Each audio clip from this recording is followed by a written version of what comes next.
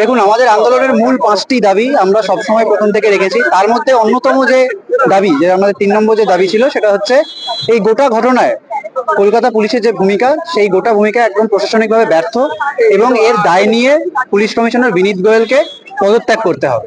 এবং এই বিষয়টার জন্যই আজকে আমরা লালবাজার অভিযানে যাচ্ছি। আমরা পুলিশকেও জানি, পুলিশ আমাদের বলেছেন যে তারা সহযোগিতা করতে চান, কিন্তু আমরা তাদের জানিয়েছি যে তাদের তরফ থেকে এমন কোনো ব্যবহার আমরা আশা করব না যাতে আমাদের মনে হয় যে তারা, যে আমাদের যে রাগ, ক্ষোভ, হতাশা, সেটাকে আরো বাড়িয়ে তোলে।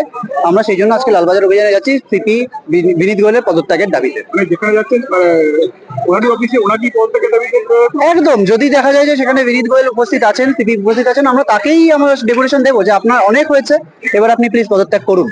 আপনার এবার প্রশাসনিক, আপনি বুঝুন গোটা ব্যাপারটা, আমাদের ইমোশন বুঝুন, এবং আপনি যে ব্যর্থ এটা মেনে নিয়ে আপনি পদত্যাগ করুন। দেখুন, আমরা এতদিন অবধি একটা সুশৃঙ্খল আন্দোলন চালাচ্ছি, বহু মিছিল